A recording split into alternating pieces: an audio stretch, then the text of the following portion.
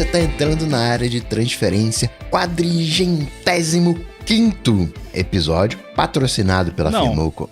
Pera aí, pulou um episódio. Que história é essa? E o 404? Não foi encontrado. Patrocinado. Ah, não! Pela Firmou Consultoria e pela ExpressVPN, apoiado pelos mais detensos em gigahertz.fm/apoio. Eles que estão acompanhando a gravação desse episódio não encontrado ao vivo. E junto de mim, seu Marcos Mendes e também Guilherme Rambo. Tudo bom? E aí? Tudo bem. Eu acho que ninguém tá acompanhando a gravação ao vivo porque eles clicaram no link e caiu no buraco de avestruz, não foi encontrado. Olha, eu vou dizer que eu senti a tentação de fazer isso. Mandar lá pelas 9 da noite um link errado pra dar um não encontrado e nas 9h30 falar, brincadeira, mas aí não foi. Faltou coragem, Mendes, faltou coragem. E, Rambo, você tá com coragem pra falar dos seus rants? Eu quero reclamar de áudio. Na verdade, a gente falou sobre áudio agora há pouco, vai sair aí no bonus track, mas tem duas coisas de áudio que me incomodaram recentemente. Uma delas foi os vídeos da DEF CON, a conferência de segurança lá, que eu acho que eu até comentei com você, né, Mendes, que eu tava ansioso pra ver os vídeos da conferência, porque o conteúdo geralmente é muito bom, e de fato, o conteúdo foi muito bom esse ano também, mas o áudio dos vídeos, das talks, tá horrível, horroroso, aquele eco, e eles faziam várias talks uma do lado da outra, e aí você tá vendo uma talk e você tá ouvindo o eco no fundo do que o cara tá falando na talk do lado. Isso pra mim é impossível prestar atenção, porque eu fico tentando, meu cérebro fica tentando entender o que o cara do fundo tá falando ao mesmo tempo. E aí eu não consigo. Não consegue, né? E aí, o que eu fiz? Eu peguei o vídeo, baixei do YouTube, mandei naquela ferramenta da Adobe de podcast, que eu descobri que dá pra mandar vídeo também, e corrigiu. Olha que legal. Então tá resolvido. Eu tenho 2 samples aqui, antes e depois. Se não for muito difícil, a gente deixa um link aí pra vocês. Mas, cara, resolveu porque eu tava querendo muito ver uma talk hoje. E aí tava muito impossível de prestar atenção, porque era bem esse lance, o cara falando e outra talk no fundo. E aí eu lembrei desse negócio da Adobe, botei o vídeo lá e rolou. Você usou o V1 ou o V2? Eu não mexi em nada, eu abri o site lá, qual V é quando eu faço isso. Tá, eu acho que agora... É que eu não sei, né? Eles liberaram o V2, mas não sei se porque falaram, fim de outubro vai chegar 10 dias antes do lançamento oficial. Acabou outubro, não chegou nada. Aí liberou, apareceu um V2 lá pra mim no comecinho de novembro. Aí essa semana chegou meio, novidade, entre lá, disponível agora pra você. Então não sei se tá oficial, se não tá. Mas você entra na interface e já tá uma interface nova com um rosinha a mais e tem um drop-down, V1 ou V2. Não entrei nesse teste ainda, porque pra mim não tá aparecendo nada aqui. Então foi o V1. Que é o melhor, o V2 eles estão acertando aí. Tem um estudo que mostra o impacto de áudio, não ruim, mas de menor qualidade em vídeo. E a galera desiste, né? O tempo de retenção cai absurdamente só porque... Quer dizer, não só porque, né? Mas o áudio é ruim. E, Rambo, bem-vindo ao meu mundo, porque acho que tem 1 ano que eu aplico um filtro de ar na minha saída de áudio. Então eu sempre ouço tudo maravilhosamente límpido, claro, sem ruído, normalizado. É uma maravilha. Às vezes, você tá mais baixo que o Mendes e a galera reclama aqui no chat, tá mais baixo, aumenta. Eu nem percebo. Olha lá, tranquilão, né? Tudo equalizado, bonitinho. Gasta um processamento, mas é reconfortante. Vale. Gasta processamento de CPU e poupa processamento cerebral. É pra isso que estamos aqui. O problema é que, assim, geralmente eu assisto esses vídeos na Apple TV. Então, nesse caso, ainda tem que fazer o processamento offline. Aí o que eu fiz foi subir o vídeo no YouTube, no meu YouTube privado, e aí eu posso abrir lá na Apple TV e assistir. É o jeito mais prático de fazer isso. Era isso ou um Plex, achei que você já fosse colocar no meio do caminho também. Agora, Coca, a pergunta que tá todo mundo se fazendo é, que IA é essa que você usa? Dá pra explicar fácil e rápido, ou seria só o episódio pra falar disso? Não, uma IAzinha já pronta, né? Um filtro de áudio já pronto da Clarity. E tem vários. Eu para não ter muito processamento, eu coloco ali no mais amigável pro processamento, mas já dá pra mim uma boa diferença. E às vezes tem um vídeo, né? Tem aquele ruído de fundo e é silêncio. Tem alguns inconvenientes? Tem. Por exemplo, se tiver uma trilha de fundo baixinha, remove, vai embora. A pessoa chega, caraca, aquela trilha. Ignora a trilha, não. Se for alto, ele vai deixar passar, mas né, dá pra ajustar, mas não ajustei, deixei lá, automático, baixo consumo de CPU, né? A Clarity faz isso e tem o Playlist Rider. Existe um protocolo de áudio. Você vai mandar um áudio pra TV, aí, não, o áudio tem que estar aqui nessa faixa aqui, né, tudo certinho, né? Por exemplo, Spotify, o padrão é menos 18, a Apple usa menos 17, cada lugar tem a sua padronização, por isso que às vezes você tá vendo TV, aí entra o comercial, tá baixo comercial, porque não mandou no padrão, mas né, isso é tudo, entre aspas, não é que seja a ferro e fogo, mas é tudo, né, uma música no Apple Music, não é muito mais baixa do que outra, porque é tudo lá no mesmo nível, e o que o Playlist Rider faz é isso, né, você escolhe lá, eu quero padrão Spotify, quero padrão que for lá da Apple, né? Tem vários Apple Podcasts, Apple Music, você escolhe lá e ele vai gerar aquela saída com aquele, entre aspas, volume, né? Com aquela presença. Então pode ter algo altão que vai ficar lá no menos 17, algo baixinho que ele vai... Então, e o tempo de resposta é bem rápido, né? São esses dois filtrinhos que eu coloco no Sound Source. E aí, eu falo, aplico isso aqui na saída de áudio, ele aplica. Aplico também no microfone, né? Esse áudio. Quando não tá aplicado no microfone, o pessoal reclama, tem uma geladeira aí do lado. É muito triste você ser uma pessoa que se incomoda com esse tipo de coisa. Tipo, e sei lá, às vezes eu vou ver um vídeo e eu sempre dou essa dica. Se você faz vídeo, faz conteúdo com áudio e tal, e você não sabe o que tá fazendo, não bota trilha de fundo. Porque geralmente é muito alto e já aconteceu de ter conteúdo que eu tava louco pra ver, o conteúdo era muito interessante, eu não consigo, porque a trilha é muito alta e não consigo prestar atenção no que a pessoa tá falando, porque a trilha é muito alta, né? Aí no caso aqui, por exemplo, do ADT, dos podcasts da Gigahertz, se bem que o ADT é o único que tem trilha de fundo, o Edu faz um excelente trabalho, fica ali uma coisa pra dar um tchan, mas não prejudica a audição. E eu sei que isso é um problema que não é todo mundo que tem, mas enfim, tem muita gente que se incomoda com isso. Agora, o meu segundo rant também sobre áudio, eu não sei se isso é um filtro novo do TikTok ou se o que é isso, mas tem aparecido muito no meu algoritmo do TikTok vídeos que são vídeos aleatórios do TikTok sobre assuntos diversos e tem aquele efeito que eu odeio, que é tipo um estéreo fake que fica meio, tem um delayzinho entre o lado esquerdo e o lado direito, sabe? E aí parece ter um eco estéreo, é insuportável, isso me dói nos ouvidos. E eu não consigo assistir vídeo que tem isso. Então, se você faz conteúdo pro TikTok e tem um filtro novo lá de áudio estéreo, sei lá, porque aparentemente sim, porque todos os vídeos agora estão botando isso. Não bota isso que eu não vou assistir o seu vídeo. Já tô avisando aqui. Cara, é muito chato. Eu não entendo qual é o sentido. Tipo, vou botar aqui um estéreo fake que vai ter um delay entre um canal e outro. Isso é só pra me incomodar. Porque alguém acha legal isso? Tipo, tudo bem se for uma música, um instrumento ali, é outra coisa. Agora, um vídeo onde você quer prestar atenção no que a pessoa tá falando, e aí fica indo de um lado pro outro, a voz da pessoa com eco, com delay, não. Horrível, não façam isso, por favor. Mas quem faz, e aí eu tô falando de um jeito não irônico, diz pra gente qual que é o benefício que você tira, ou o que o Rambo diria, que você imagina tirar de usar esse efeito, né? Porque pode ser uma coisa de a linguagem desse tipo de vídeo, mas sim, se você quiser prestar atenção no conteúdo, na informação, no download de informação pro seu cérebro, e tiver alguma coisa te chacoalhando enquanto você tenta fazer isso, aí não dá mesmo, mas... Não me vem falar de natureza de conteúdo no TikTok, né? É TikTok. Mas aí é que tá, só tipo... Não é uma conta no TikTok específica que eu sigo que começou... Não, são várias de tudo que tem tanto vídeo engraçadinho, quanto vídeo sério, quanto vídeo falando de ciência.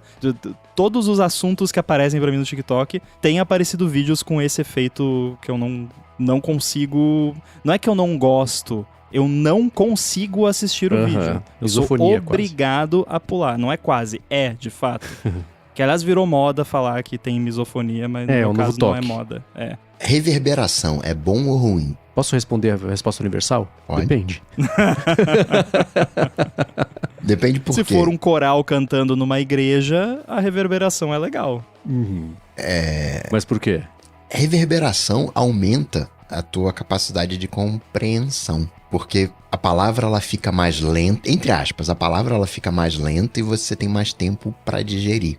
Numa igreja, isso é perfeito, além do efeito, né, de voz, mas num sermão medieval, isso é interessante. Só que quando a gente tá num fone de ouvido, a coisa tá dentro, não tem como você ter eco dentro do teu ouvido, aí entra em conflito. Mas tem provavelmente deve ter alguma coisa que diz que áudio estéreo é melhor do que mono nesse caso. Mas não saberia dizer. Mas reverberação tem estudo sério sobre isso. Reverberação e eco são coisas diferentes. Sim, né? sim. E se fosse uma reverberação num canal, ok. Mas não é bem um eco, é um delay entre um canal e outro. Então você ouve a pessoa falando uma coisa no ouvido esquerdo e daqui a, 50 milissegundos você ouve aquela parte e isso me dá vontade de jogar o fone de ouvido pela janela. Então não dá. Eu não consigo ver benefício nisso. Se fosse um áudio espacial, que a pessoa tá falando e ela tá andando e eu tô... É como se eu estivesse ouvindo ela ali, no tipo áudio espacial mesmo das coisas da Apple e tal. Seria mó maneiro, legal e tal, mas áudio espacial não é delay de um canal pro outro. Envolve isso, mas não é só isso, né? O que fizeram foi botar um efeito lá que pega os canais do áudio e arrasta um pouquinho pro lado e deixa o outro onde tava. É isso, basicamente. E reverberação de catedral, né? A própria forma de falar leva em conta isso, aí fala mais pausado, etc. Bota uma narração de futebol AM com reverberação, você entende menos ainda, né? Tem o meio e a mensagem tem que concordar pro negócio ser mais eficiente. E daí também você não pode tossir, né? Na igreja. Todo mundo fica surdo, estoura os tímpanos. Agora, Rambo, você falou mais detalhes técnicos do PCC, o Private Cloud Compute, no Olamundo? Falei, tá lá pra quem quiser ouvir, Olamundo 61, vamos deixar um link aí. Esse episódio é encontrável. Esse é encontrável, esse tá lá. Então, tá lá pra quem quiser ouvir. E só pra deixar um disclaimer aqui, teve umas brincadeirinhas sem graça com PCC no episódio e na descrição. A gente gravou, produziu, editou, publicou o episódio antes de acontecer coisas que aconteceram no final de semana passado. Só pra deixar isso bem claro, que foi uma coincidência horrível, mas, né, enfim... Se alguém se sentiu, né, meio desconfortável, pedimos desculpas, mas a gente não podia adivinhar que ia acontecer isso, né? Exato. E pra quem tá preocupado de ser muito técnico o episódio, eu escutei o Olamundo e entendi. Então se eu entendi, vocês vão entender numa boa também. Ficou bem bacana o papo. Não escorreu? Não escorreu. Eu tava dirigindo e entendendo ao mesmo tempo. Então é quase subir a chupacana quando o assunto é técnico, então deu certo. Sobre a questão do GPS perdidão do CarPlay para algumas pessoas, o Nathan Hounick, que mora em Israel, não teve como não lembrar de alguns dias atrás, durante a triste guerra em Israel, quando ele descobriu sobre GPS jamming, quando ele abriu o Waze, o Maps, e ele estava no Cairo, né, quando o foco da guerra foi para o Líbano, e perto dos ataques do Irã, parecia que ele estava em Beirute. Obviamente tudo muito triste, mas curioso ver. GPS jamming não é mais só coisa de James Bond, tá vendo só? Que aí é outro tipo de loucura, né? Mas que loucura parecida, né? Então a gente recebeu feedback até de quem também tava passando por esse problema, falou, vamos esperar a atualização, ver se alguma coisa acontece, etc, etc. Mas tá em outro tipo de GPS perdidão, e esse que a gente não imaginava, especialmente alguém que escutasse aqui o DT fosse passar por isso. Coincidentemente tem um tipo de GPS perdidão que saiu essa semana, que eu acho que eu mandei o link pra vocês, do pessoal que usou micro-ondas lá pra conseguir... Olha, escutem a frase e tentem encontrar a relação entre uma coisa e outra. O pessoal usou um micro-ondas pra conseguir acessar o recurso de hearing aid lá dos AirPods que não tá disponível ainda. No caso foi na Índia, né? Mas poderia ser no Brasil, enfim, qualquer lugar que não tá disponível. Cara, que loucura. A gente vai deixar o link, mas basicamente... Claro. E talvez por isso tem alguma coisa a ver com o GPS perdidão aí do CarPlay, porque o GPS do iPhone ele usa várias técnicas ao mesmo tempo, e uma delas é rede Wi-Fi. Então ele vê ali as redes Wi-Fi que estão por perto e tem um banco de dados lá das redes Wi-Fi. Aí o que eles fizeram foi usar um micro-ondas para bloquear, interferir, não como gaiola de Faraday, mas para interferir na rede ali, por causa do 2,4 GHz. Aí o iPhone não via mais nenhuma rede por perto, não conseguia mais conectar com nada, mas aí pertinho do iPhone eles botaram uma plaquinha SP32 fazendo broadcast de um monte de rede da Califórnia. Pra fingir que são aquelas redes, porque é só baseado no nome da rede, então é fácil, né? Cara, que loucura, e deu certo. Parte da minha dificuldade em áudio é porque é uma onda, né? E você não consegue visualizar e entender, são conceitos complicados. E o micro-ondas, no final das contas, ele tá funcionando ali em 2.4 GHz, que é uma ótima frequência para agitar as moléculas de água, que, sei lá, vou chamar aqui, não sou um engenheiro de ondas, mas é como se a frequência natural da água fosse lá o 2.4 e facilita a agitação. E é por isso que quando você tem uma névoa muito densa, as ondas de Wi-Fi 2.4 não atravessam a névoa, porque a água, né, 2.4 serve de barreira para a onda, né, como se fosse uma parede de concreto. É doido pensar nisso, né? É óbvio de você pensar no luz. Caramba, tô aqui numa luz, jogo aqui uma luz numa névoa, não atravessa. Mas, mais ou menos. Porque a luz é uma onda e uma partícula. É mais bugado ainda. Quando a conversa fica quântica, aí vaza pelo nariz o cérebro, né? Nem pela orelha. Agora, você falou de engenheiro de onda, seriam os engenheiros do Havaí, engenheiros de onda? Ah, não! Desculpa. Nossa. Agora, Rambo, naquele Macintosh de $14, o Fabiano Castelo falou, pô, e se eu colocar um adaptador USB para VGA? Será que não elimina o problema de ter que soldar? Olha, eu não sei onde exatamente seria esse adaptador, porque na real eu não sei se é possível adaptador USB para VGA. É possível? Porque se for aí, não precisa soldar mesmo, né? Talvez aqueles daisy chains que eu vejo que parece uma espada.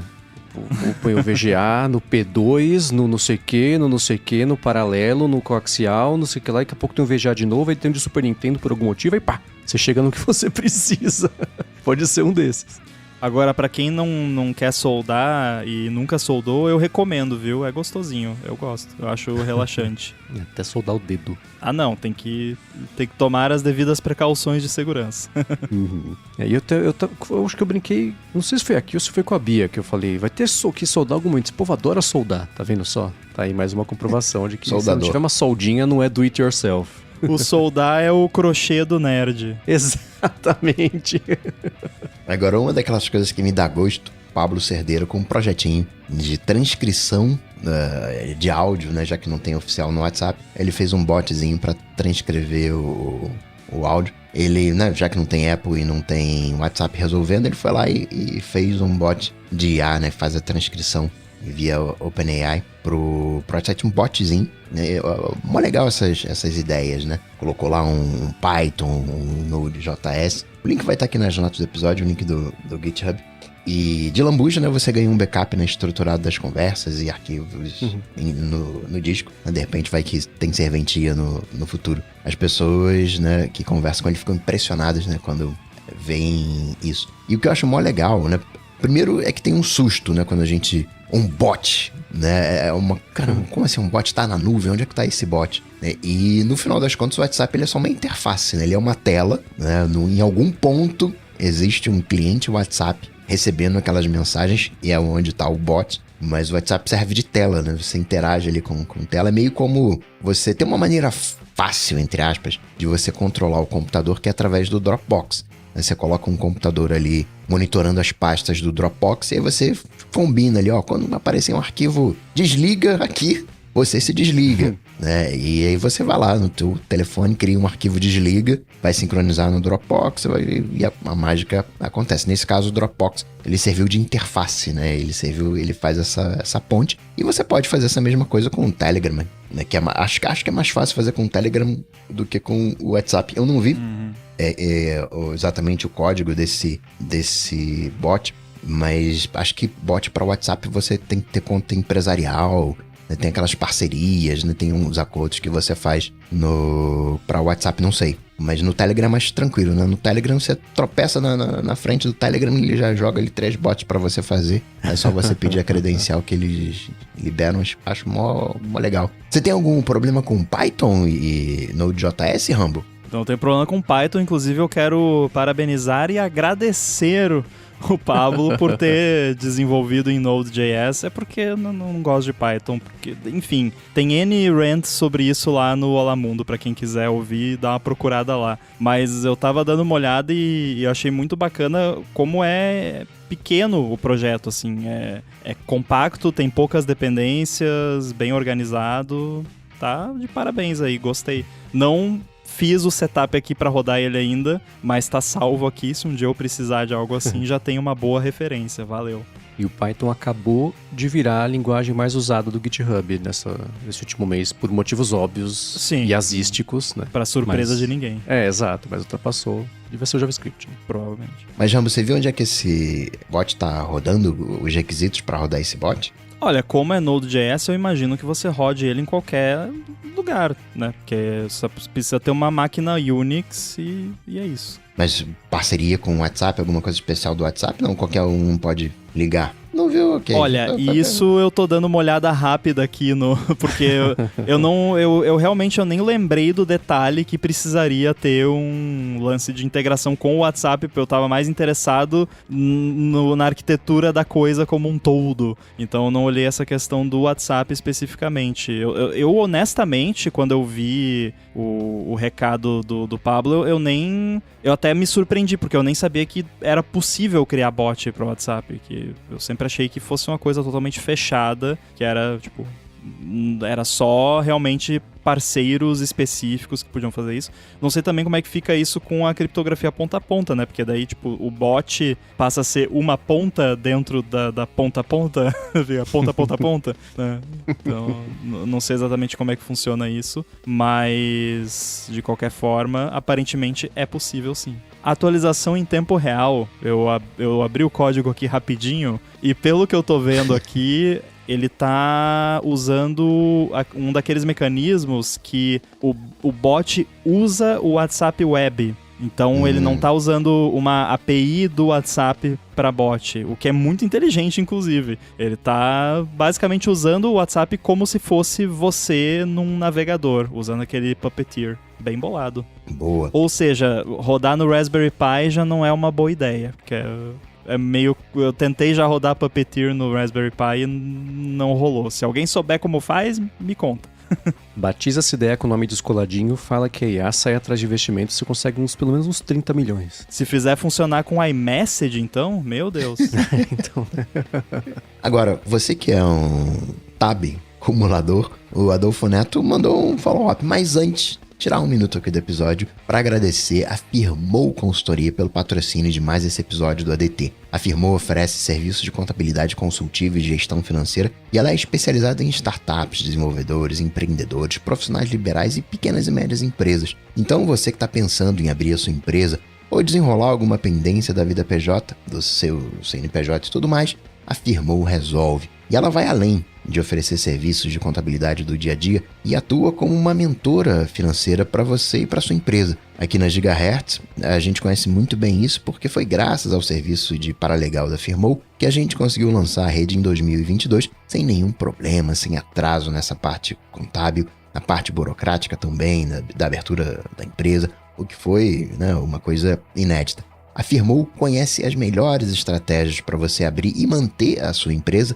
sempre de olho na economia de custos, nos tributos certos para cada categoria e etc. E especialmente na área de TI, ela sabe fazer a legalização da empresa do jeito certinho para você ganhar tempo, deixar isso 100% na mão deles e se focar mesmo no dia a dia da empresa. Para conhecer melhor os serviços da Firmou e se livrar do perrengue que é essa parte burocrática e financeira da legalização ou da manutenção fiscal da sua empresa, faz o seguinte: procura por @Firmou Consultoria no Facebook ou no Instagram. A Firmou tá pronta para ajudar todo mundo que escuta o ADT independente da sua necessidade, e a gente tem certeza de que ela vai resolver tudo para você, assim como ela resolve todos os dias aqui pra gente. Mais uma vez, @Firmou Consultoria no Facebook ou no Instagram. Muito obrigado a Firmou pelo patrocínio de mais esse episódio do ADT e por, literalmente, todo o apoio a Gigahertz. Valeu! Valeu! O Adolfo Neto falou que ele fica abrindo abas e mais abas no Chrome do celular e às vezes chega a mais de 100. O que ele faz? Ele entra no Chrome do computador, abre uma nova janela, abre o histórico com Ctrl H, já vi que é usuário de Windows, falou Ctrl é usuário de Windows, e abre todas as abas do celular naquela janela, usa o OneTab, o www.one-tab.com para fechar todas as abas e usa o OneTab para gerar uma espécie de página com as abas. Aí ele guarda o link dessas abas, né, numa nota, coloca lá no Simple Note, se por acaso algum dia precisar, vai estar lá. Até hoje ele nunca precisou, mas tá lá. Esse aí já profissionalizou a tab-cumulação, né? Mas aí eu acho que temos uma questão aí do Adolfo, não uma crítica especial, mas é que me chama a atenção, eu nunca precisei. Exato. Tem Exatamente. Uma coisa que me incomoda muito, né?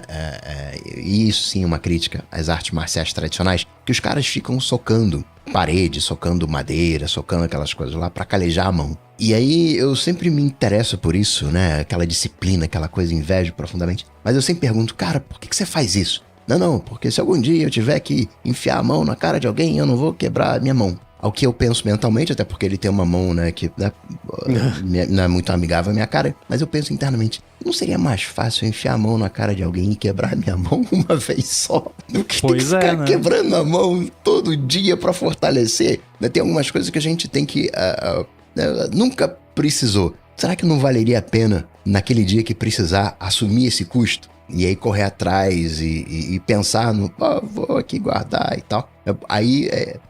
pra mim, né? Essa é a fronteira que eu delimitei, a linha que eu tracei no chão. Já precisou? Já, então eu vou fazer isso aqui. Nunca precisei, então, né? Nunca precisei colocar a mão na cara de ninguém, então, né? Um dia talvez. Só pra coisas inocentes assim, né? Porque, sei lá... tem extintor de incêndio ali no corredor e tal, tá sempre trocando e tal. Já precisou alguma vez? Não, okay. Mas no dia que precisar, se não tiver, vai ser muito complicado. Então, né, só pra deixar claro que isso não vale pra tudo. Aí tá mais próximo da lógica de ter 2 backups só pra garantir, né? Não é exatamente do... Nunca precisou, então se precisar um dia, paciência. Mas o lance das abas e de ficar socando parede, concordo plenamente. E eu achei engraçado que eu fui lendo aqui o feedback do Adolfo e fui, né, entendendo o processo e pensando assim, nossa, o payoff desse feedback vai ser, que frase fresca, né? O payoff do feedback vai ser o quê? Vai ser ele mostrar um exemplo prático de como isso foi útil. Aí terminou em, nunca precisei, eu gargalhei. A hora que eu cheguei nesse final, eu falei, ok. Inclusive, parabéns, porque foi muito bem escrito. Exato. Eu também cheguei, o timing da piada foi perfeito, porque eu também cheguei no final e dei risada. Mas continua fazendo, Adolfo, não é nenhuma crítica, você não continua fazendo. Vai que amanhã você precisa. Agora, aliás, né, você falou, Rambo, de extintor de incêndio. Uma vez me deu um pânico, porque eu comprei um carro, né, e aí cadê o extintor? Não tinha extintor. E eu descobri que o extintor não é mais obrigatório nos carros desde, sei lá, 2015, Nossa. 2010, sei lá. Basicamente porque os carros não pegam mais fogo. Talvez com elétrico isso mude um pouco, né? Mas, enfim... Não, mas daí se o elétrico pega fogo, nem o bombeiro consegue apagar, segundo um vizinho meu aqui. Mas eu fiquei assim, cara, como assim? Não tem mais extintor? Tem que ter extintor, e se pegar fogo? Cara, se pegar fogo, provavelmente eu ia sair correndo e deixar lá, abrir a porta do carro. Né? Imagina, o carro pegando fogo, eu vou me abaixar debaixo do banco pra pegar o negócio que tá... né? E o Deixa fogo subindo aqui. Deixa eu ir no lugar menos ergonômico possível. Não. Nenhuma crítica, bombeiros continuem aí exigindo o extintor, mas né, só um rant, só um desabafo. Eu acho que teve um papo de que os extintores estavam vencendo e não estava adiantando nada ter. Que era mais perigoso você achar que seu extintor tava ali na validade e o carro pegar fogo, era que precisar e não tem, É o contrário aqui do feedback, né? Ou, na verdade, tá exatamente o que o Rambo falou sobre extintores, né? Mas eu acho que foi essa a treta, e acabaram tirando mesmo. Agora, sobre abas, eu dei hoje uma palestra sobre produção de podcasts, e eu procurei por podcasts de nicho, né? Podcasts que fossem pra mostrar que não interessa como é a sua ideia, o que interessa é como você conta as histórias a cada episódio. E eu encontrei um podcast chamado 500 Open Tabs. A cada semana, os hosts apresentam o tema de uma das abas, das centenas de abas que estão abertas. A premissa é essa, vai saber se é verdade, né? No telefone, e é isso. Então, o episódio de hoje é da aba da rainha não sei o que eu pesquisei no Wikipedia outro dia, deixei aberto aqui. Então, eu vou falar da rainha, a rainha, não sei o que lá, nananana. E foi contando toda a história. Cada episódio é uma aba. Gostei muito da premissa. Ah, legal. Gostei. É tipo uma pegada meio Ungenius, né? Que no caso do Ungenius é mais específico que cada episódio é um artigo da Wikipedia de alguma história bizarra. Exato. No caso deles eu queria aprender sobre essa coisa daqui, mas eu não tenho tempo, então vou gravar um podcast pra me obrigar a aprender sobre essa coisa aqui que eu demonstrei interesse. Também. Qualquer coisa que cumpra o objetivo. E sobre ser difícil falsificar os AirPods Pro, segunda geração USB-C, o Bruno Franco, ele comprou recentemente no Mercado Livre e pagou preço cheio. Quando ele recebeu, o que chamou a atenção dele foi o fato da caixa ter plástico, né? Fora isso tudo, perfeito. Quando usava lá, suspeitou um pouquinho da qualidade do cancelamento de ruído, de algumas outras coisas. O carregamento por indução não funcionava com o carregador do Apple Watch, mas normal se fosse por indução. Aparecia no Find My, mas não na busca precisa. A versão de firmware era válida, mas não atualizava. Tinha Apple Care Plus ativado. Suporte da Apple validou o modelo, mas pediram para ele ir até uma autorizada. Resultado, ele foi e devolveu o produto lá do Golpe Livre e foi reembolsado.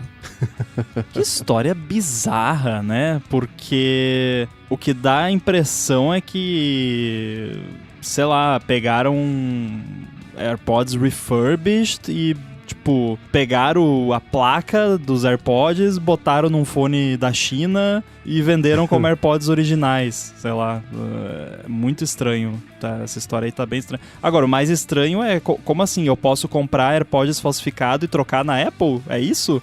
Eles me dão outro de graça? Entendi, ele devolveu com o Mercado Livre. E não com a Apple. Porque senão é lavagem de AirPods na cara dura. Aí me manda esse link aí. Então, é porque essas últimas duas frases me confundiram. Suporte da Apple validou o modelo, mas pediram pra eu ir até uma autorizada. Devolvi e fui reembolsado. Aí eu achei que o que tinha acontecido é que ele tinha levado numa autorizada e tinha sido reembolsado. Então então faz mais sentido ter devolvido no Mercado Livre. Sabe o que acontece? A próxima pessoa que acontecer isso, manda pra mim. Eu pago. Me manda a nota fiscal de quanto você pagou e eu pago. Você manda pra mim e eu vou descobrir que diabos que tá acontecendo com esses AirPods malucos aí. Existem relatos, e não são poucos, de AirPods falsificados, que são tidos como originais, que tem garantia e tudo mais. Aí você leva pra Apple, a Apple, isso aqui é falsificado. A gente falou sobre isso semana passada, porém os AirPods de segunda geração especificamente tem uma verificação de genuíno lá no iOS, mas quem diz que esses AirPods estavam de fato dizendo que eles são de segunda geração? Porque ele pode ter lá, no anúncio tá falando que é AirPods de segunda geração, pode até ter o buraquinho USB-C na caixinha, que é falsa, então tanto faz. Podia ter um mini USB, né? E podia ter um conector de 30 pinos na caixinha.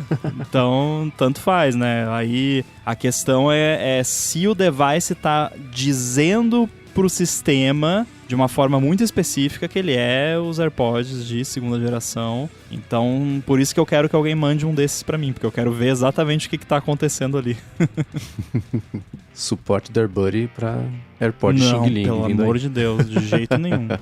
Agora, eu tive um final de tarde bem corrido, a gente tava ainda preenchendo aqui o resto da pauta. Eu falei, pessoal, vamos ver se a gente acha aqui um outro assunto pra gente dar aquela preenchida e otimizada no tempo de vocês também. E aí eu fui jantar, que eu voltei e tinha um papo super aprofundado sobre tirar o 4K aqui no Brasil, a Amazon, porque o codec H265, e teve um processo também, porque o negócio do codec... Falei, cara, que louco, não tava sabendo de nada disso. E eu pensei, me fez pensar, na verdade, como Eu não sei se vocês sentem tanta falta quanto eu, mas parece que o 4K nunca foi muito explorado, pelo menos aqui no Brasil, a parte dos planos. Não sei se eles medem e percebem que a maior parte da população não ia ter mesmo porque ter, etc. Mas, primeiro, o que vem primeiro? Coca, que história é essa? O que vai sumir? Por que vai sumir? O que tem processo no meio de H265? O que tá rolando? Na verdade, já sumiu, né?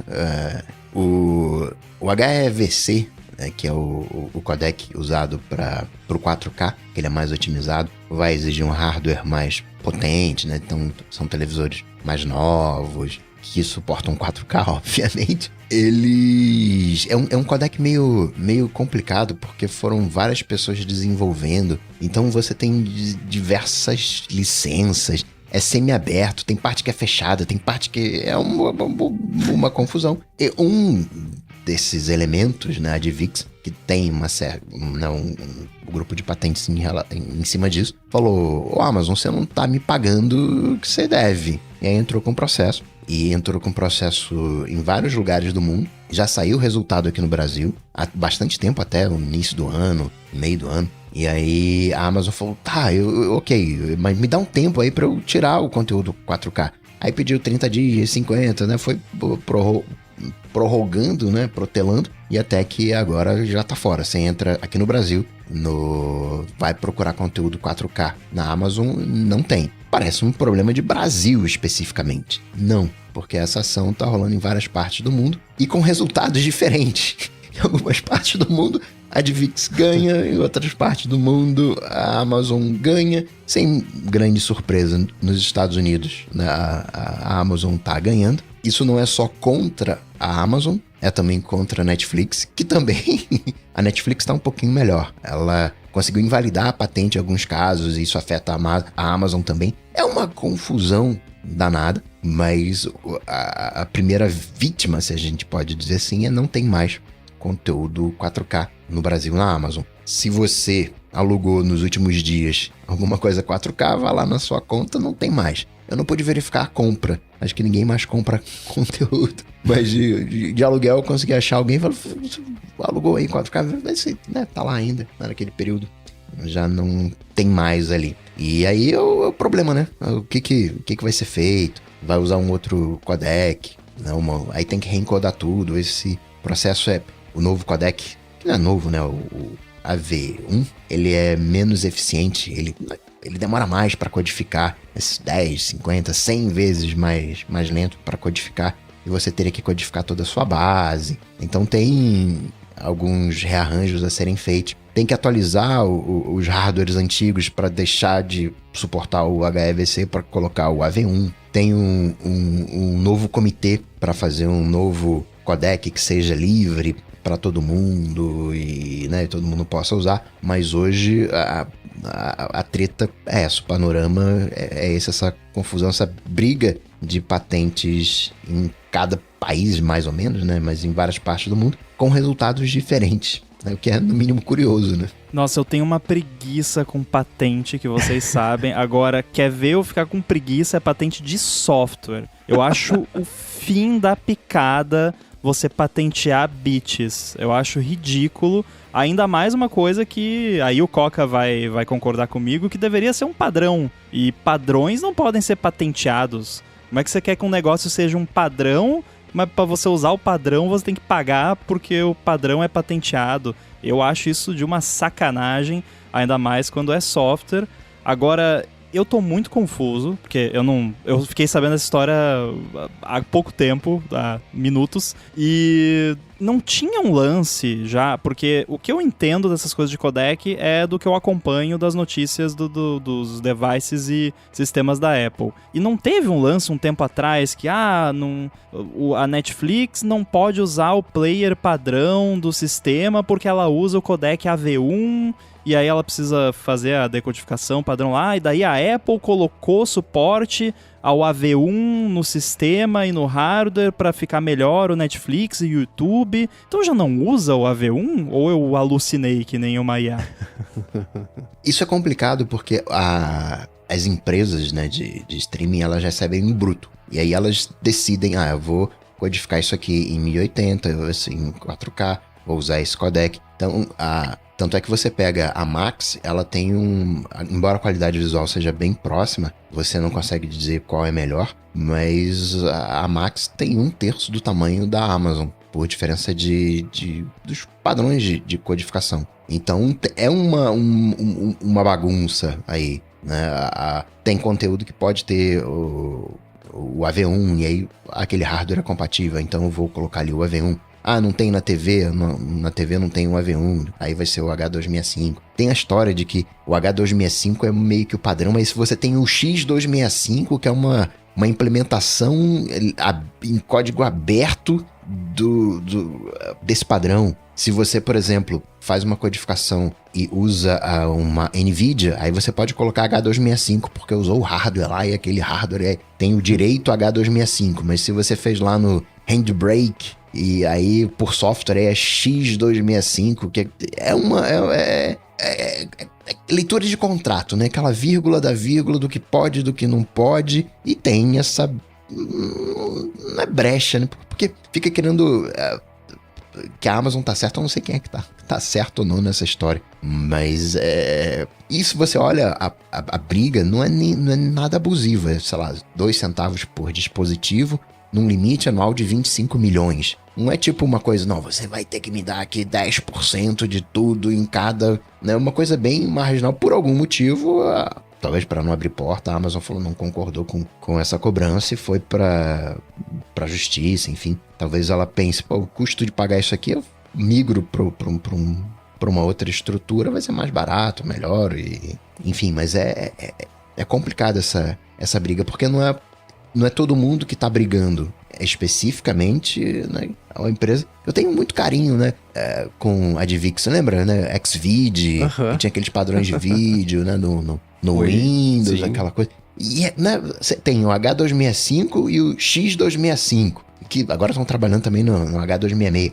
Mas na época era o Divix, que era o entre aspas, oficial, e o Xvid, que era a versão aberta do... É uma confusão do danado. Primórdio de quando a internet começou a ter muita coisa que caía ali de trás, debaixo do caminhão, e apareciam arquivos e séries e filmes assim no computador das pessoas, era tudo com o loginho da DivX. E o lance de H264 e H265 me traz, sim, de quando eu fazia a produção flash das coisas, e tinha até o H264, você conseguia exportar... Quando apareceu o Alpha Channel, você exportar vídeo com elementos transparentes para você colocar por cima de outros vídeos e misturar as coisas. Foi uma revelação, ainda mais com a codificação, né? No vídeo de 300 MB, você exportava H264 e ficava com 8. Era muito mágico, sem perder a qualidade, quer dizer, sem perder perceptivelmente a qualidade, você tinha que tirar de algum lugar esse peso todo e compactar, e aí a série de, né, ao invés de ter 3.000 bandas de vermelho, tinha 80, e o olho não percebia essa diferença. Mas eu lembro bem dessa época, assim. Você falou do Handbrake. O Handbrake sempre foi o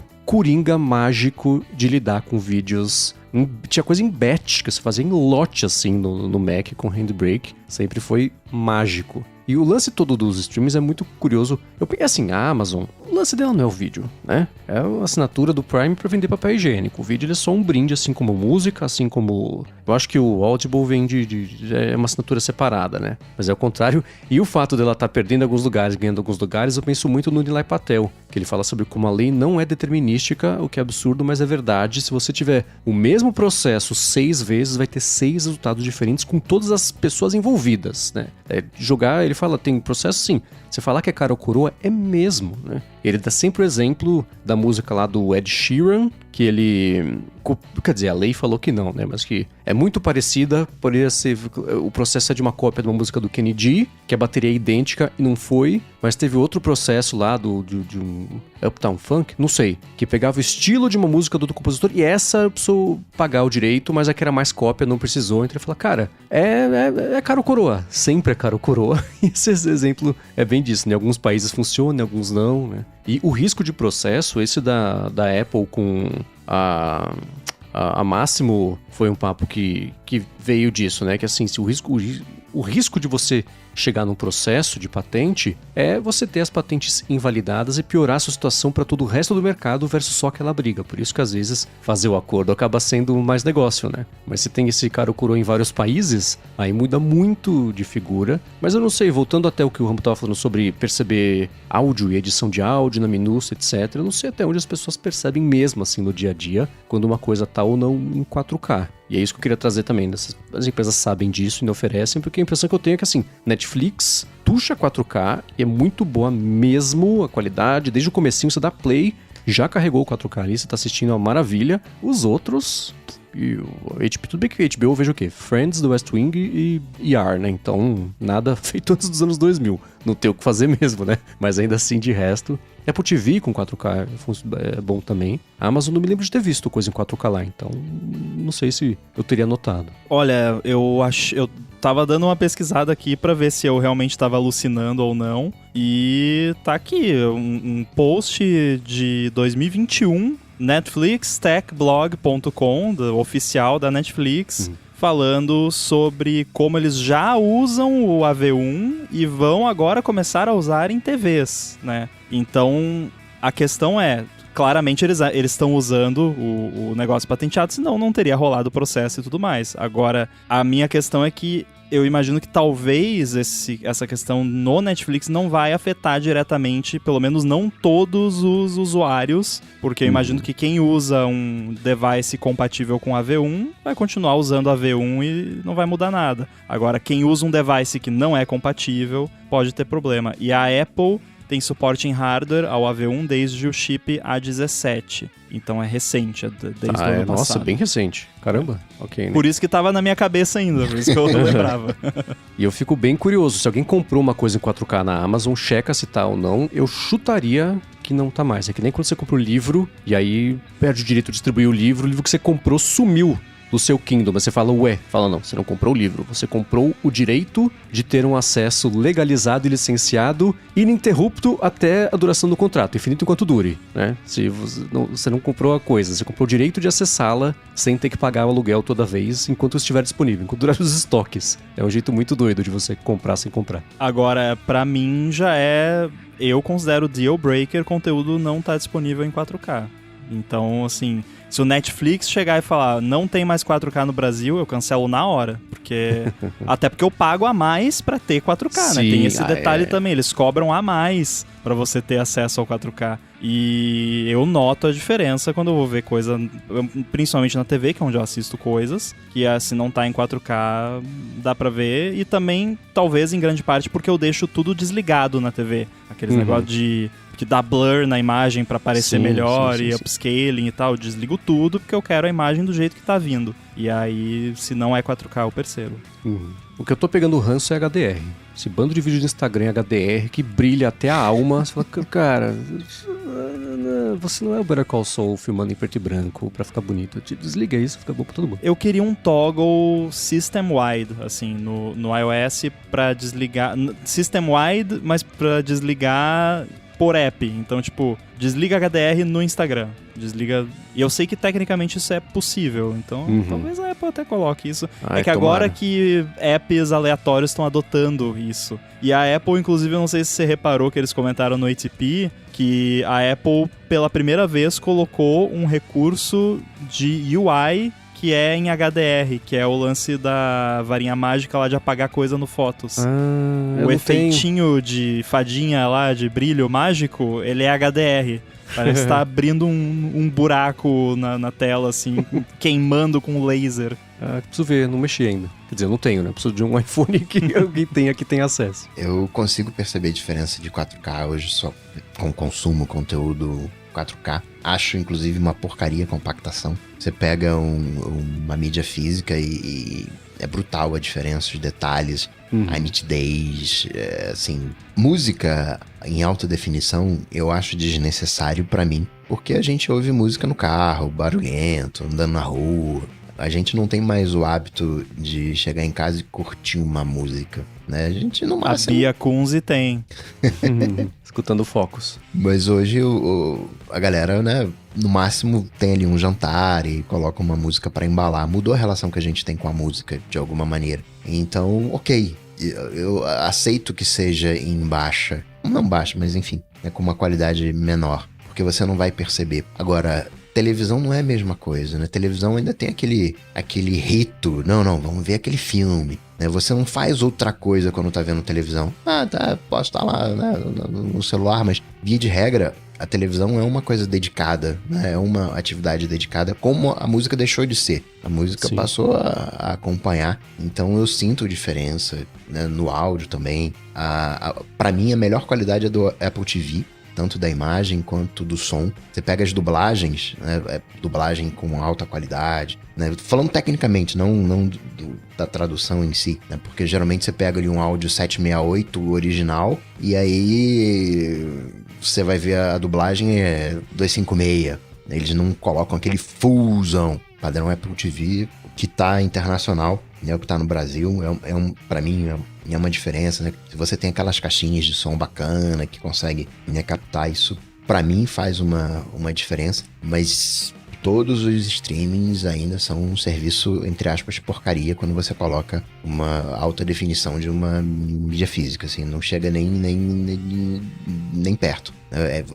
Se você vê alguma coisa em mídia física, você desvê, né? Porque o streaming é muito, muito, muito ruim. Espero que algum dia a gente chegue lá. Se fosse com a tecnologia de hoje, ia precisar de 10 vezes mais banda, né, proporcionalmente. Quebraria a internet. A gente tem uma folga de 3 vezes mais só. Não tem esse 10 vezes, mas isso é o problema deles, né? Eles que resolvam. Eles estão cobrando da gente mensalidade, eles que resolvam aí. Mas isso também me incomoda, né? É que tem alguns argumentos que só valem para as empresas, parece, né? Porque você compra, mas não compra. Peraí, se comprar não é comprar, então eu vou pensar se piratear também não é roubar, né? Por que tem esse 2 pesos só para um dos lados, né? A gente sempre fica, caramba, eu comprei aqui, cadê o meu negócio? E aí não tem. Aí entram aquelas questões, né? Caramba, eu tinha acesso 4K, mas é para aluguei e tal, não vou ver, sai da minha conta. Será que eu poderia criar uma cópia, né, para meu uso, mas eu não comprei, né?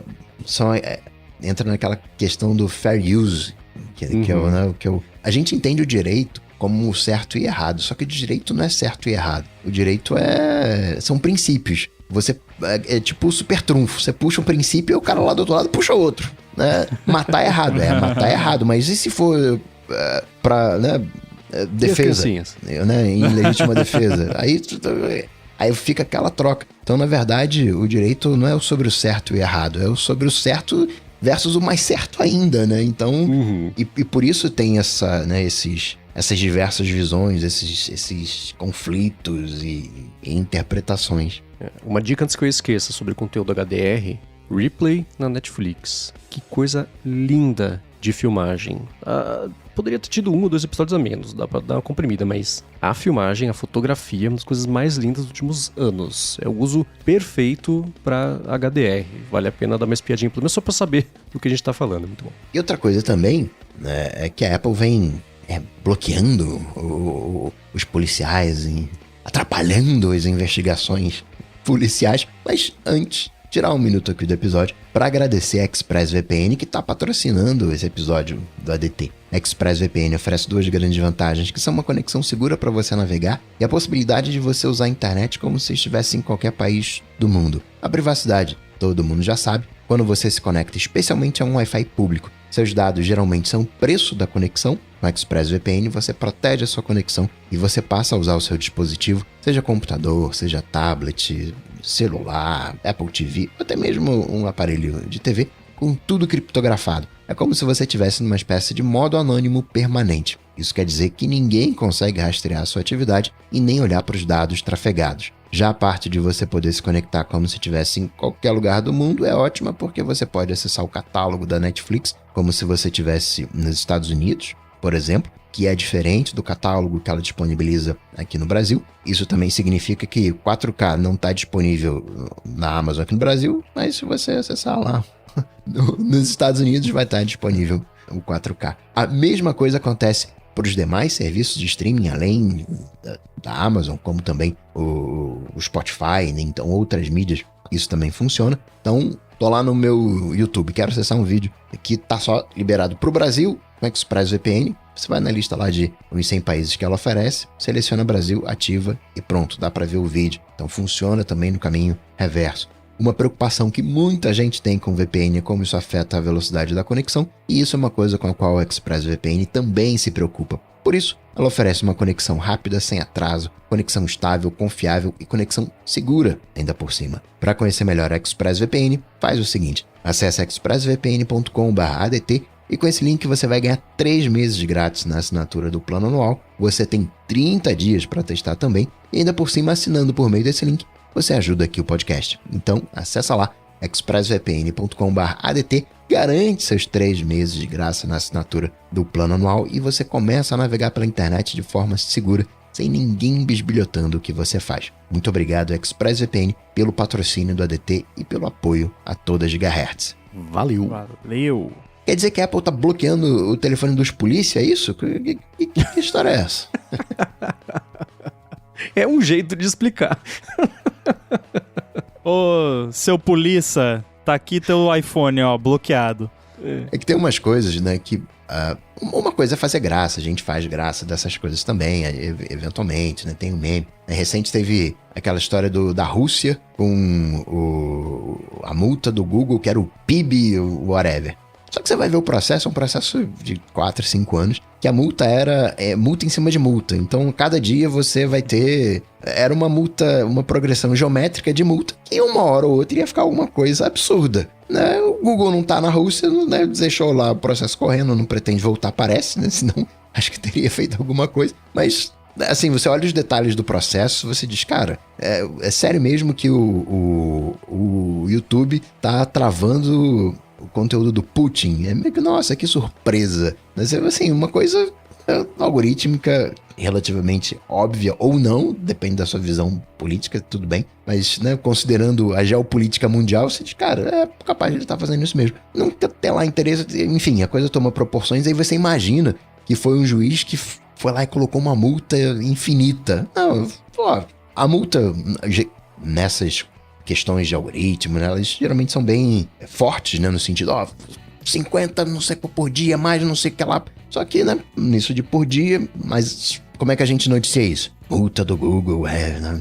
Então sempre tem aquele impacto, né? O clickbait, né? Mas ninguém para ler mais as matérias. Eu reclamo de clickbait, mas eu entendo perfeitamente por que ele acontece, e tem alguns que são mais justificáveis que outros, e nesse caso é compreensível porque a história começou, porque o que aconteceu?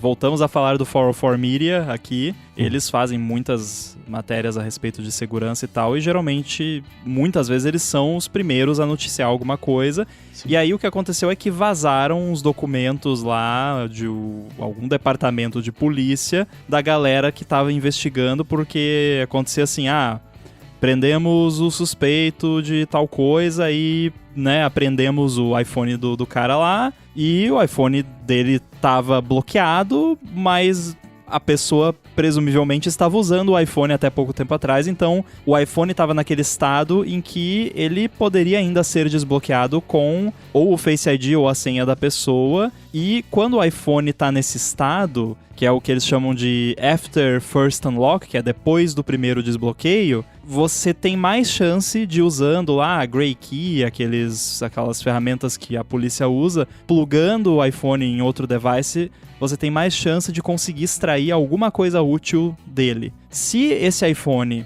ele foi reiniciado, aí você tá bem ferrado na maioria das vezes. Você, no caso, como alguém que quer extrair informações daquele iPhone sem ter a senha, é bem mais complicado, e mesmo quando é possível, geralmente a quantidade de informação que você consegue extrair é bem menor, e ainda assim é cheio de restrição de modelo de aparelho, versão de sistema operacional e tudo mais. Aí o que aconteceu? Chegou um relatório lá pro pessoal do 404 Media. No episódio 404 estamos falando bastante do 404 Media, agora que eu me liguei. E nesse relatório, o pessoal lá da polícia tava pirando na batatinha. É o jeito mais fácil de explicar, porque eles estavam falando que Eles achavam que um iPhone estava mandando sinal pro outro que era para reiniciar porque ele tava na polícia, não sei. E aí um iPhone se comunicava com o outro, mesmo com o Wi-Fi desligado, com o Bluetooth desligado, mesmo o iPhone estando numa gaiola de Faraday, um iPhone falava pro outro reiniciar. E aí eu li isso e eu pensei, gente, eu não preciso, assim...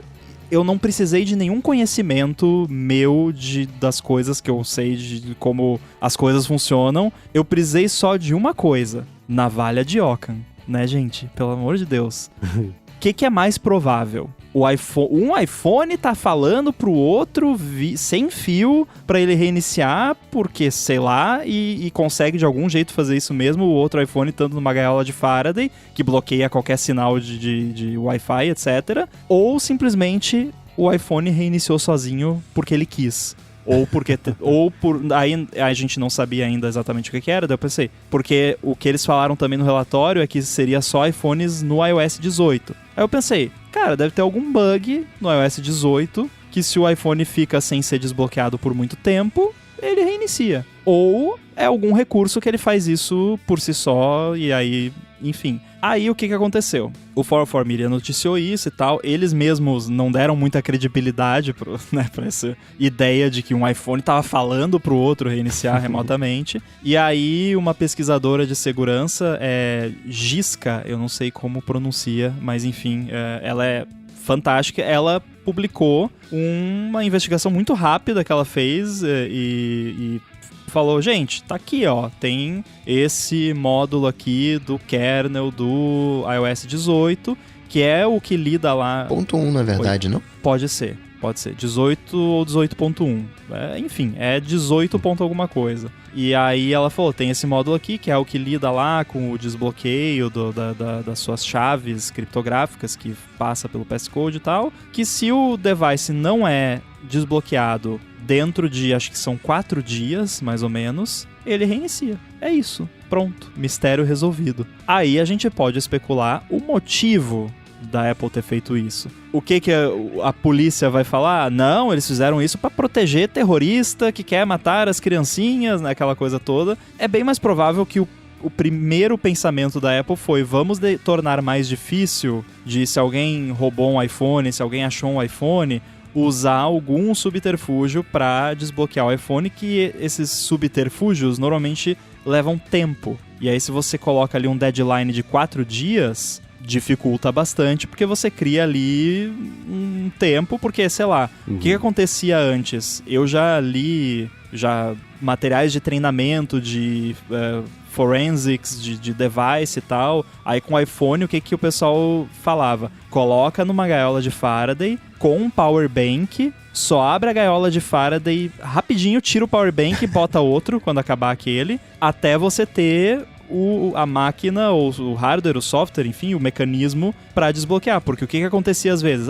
Temos aqui um iPhone 15 no iOS 18.1 que a GreyKey ou qualquer que seja a empresa ainda não tem como desbloquear. A gente guarda o iPhone numa gaiola de fora, deixa 1 ano lá bloqueado, mas sem reiniciar de jeito nenhum. E aí sai lá a solução da GreyKey, a gente vai lá, pega o iPhone, pluga e extrai o que a gente conseguir dele. Agora, acabou isso também, né? Mas acabou também alguém fazer isso no caso de roubo, no caso de roubar o iPhone de um ativista, de alguém importante para fazer alguma coisa com ele. E é engraçado que eu tinha percebido isso já nos betas, porque isso vale para iPad também, e o meu iPad eu uso pouco. E eu uso tão pouco que isso aconteceu várias vezes com o meu iPad e eu achava que era bug de beta, porque foi durante os betas do 18.1, não sei, e aí às vezes eu ia ali pegar o iPad, seu iPad precisa da senha depois de reiniciar, mas eu não reiniciei e nem instalei update nenhum, porque, deve ter dado kernel panic, é beta, né? E aí eu achava que era bug, mas no fim é um recurso, e eu não sei, é difícil falar... Putz, tinha que ter um jeito de desabilitar isso, porque daí, né, você cria ali uma brecha. Mas eu queria que tivesse um jeito de desligar isso, porque para device de teste é chato. Porque eu tenho um iPhone de teste aqui, que fica ali, às vezes, e sei lá, vai que eu quero testar ali um negócio que o iPhone precisa ficar um tempo e eu quero que as coisas em background continuem rodando e tudo mais. Então eu acho chato pra quem usa iPhone de teste, mas é um edge case, né? Eu acho que pro que essa tecnologia foi feita, funciona. Pelas investigações que aconteceram, ainda existe alguma chance, alguma dúvida de que isso pode ser só um bug? Ou o que tá lá no código mostra que tem o propósito de fazer isso. As mudanças foram... né, tem classes e funções e ifs novos que falam if mais de 4 dias, senha. Não, é uma coisa intencional. Tá claramente lá, ó, tá o timer aqui e deu o tempo do timer, reinicia. Tá bem claro isso. Tem mensagem de log falando, está na hora de reiniciar, vamos lá, né? Tá. Tipo, é bem, bem óbvio, assim, que não é bug, não. Que faniquito fica pensando, cada vez que você destrava o telefone, ele reinicia um timer que dura 4 dias. Nossa, vai ter gente que não vai dormir agora. Então, você bloqueou, pronto, tá contando um timer, né? Que faniquito danado. E que quando você desliga o telefone, ele continua contando seus passos. Tudo, né? Aliás, eu comprei aquela basezinha linda que eu mostrei pra vocês, né? E aí um dos meus iPhones de teste eu deixo nessa basezinha e aí tem o calendário grandão só com a data, que é mó bonito, e o widget do Chip Studio do lado, que a cada 15 minutos aparece um chip novo aleatório. E aí esse iPhone agora, volta e meia, a cada 4 dias, ele reinicia. Eu cheguei de São Paulo domingo de noite aqui, vim largar as coisas no escritório, ele tava ligado ainda na telinha lá, stand-by. Segunda de manhã, cheguei aqui, ele tava com a tela apagada, peguei, tinha reiniciado, porque tinha expirado os 4 dias.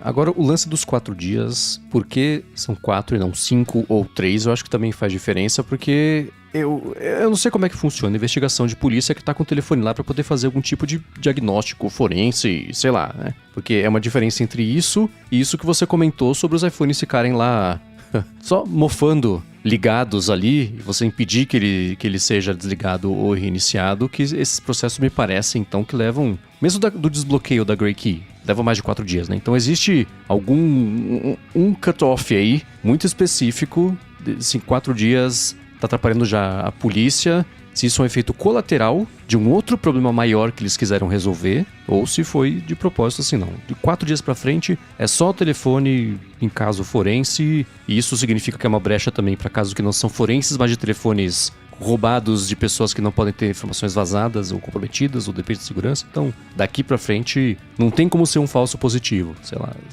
É curioso serem 4. Que a Apple deve ter analytics de tipo e eles devem ter pensado muito antes de implementar isso, porque não é o tipo de coisa que você só faz ali, um estagiário acordou um dia e resolveu fazer. Não, isso aí é coisa que provavelmente até o Tim Cook teve que autorizar, porque é um negócio que vai reiniciar o seu device sem o seu consentimento, né, de uma forma que pro usuário pode parecer aleatória, porque se você não sabe, né? Sim. E aí eu fico pensando que mais uma vez a Apple comete o mesmo erro que ela cometeu naquela questão da bateria, que é a falta de transparência. Isso deveria estar documentado desde antes de sair a atualização, porque... E eu tenho certeza que a Apple vai ser obrigada a documentar isso, nem só em guia de segurança dela que ela faz lá, que infelizmente ela atualiza nem todo ano aquele guia de segurança e deveria atualizar sempre que muda alguma coisa. Mas ela vai ter que publicar uma página de suporte, porque eu imagino que vai começar a pingar, já deve ter começado a pingar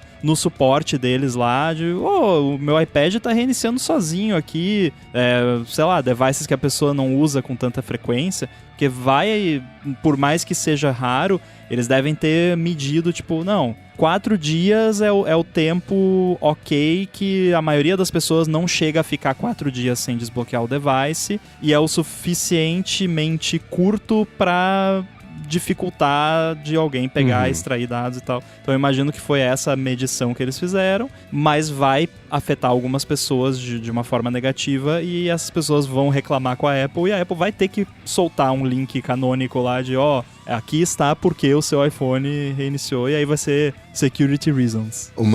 Eu consigo imaginar, né? 2 dias. Eu consigo imaginar alguém que para de usar o telefone na sexta de noite, só volta na segunda, venceu 2 dias, e aí vai ter que reiniciou, né, 3 dias, né, um feriado longo, 4 dias, né, alguma coisa emendada. Então, 4 dias me parece um bom número. Agora, uma pergunta técnica. Eu peguei um aparelho que eu quero desbloquear. E aí eu injeto algumas coisas nele. Ele fica lá rodando, pensando. E se aquilo levar mais de 4 dias? Eu não mexi na tela. Ele vai reiniciar se tem processo rodando? Pelo que eu entendi, sim, porque isso é totalmente atrelado à parte física. de desbloqueio mesmo. Então, foi feito um desbloqueio bem sucedido do aparelho dentro daquele período. E o bem sucedido pode Colocar ser tanto carinha. com biometria Sim. quanto com o passcode.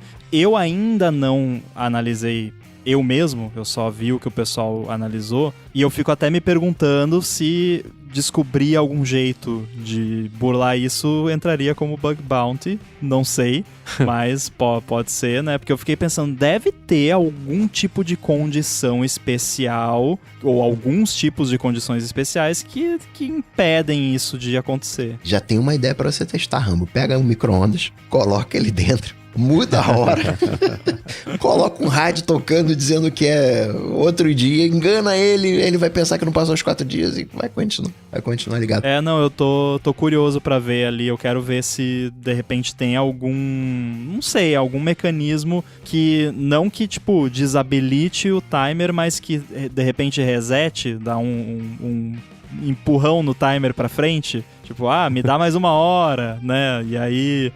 não, tá fazendo não sei o que ali, vamos atrasar aqui o timer um pouquinho. Tem atualização do sistema pra fazer, vamos atrasar o timer um pouco, sei lá.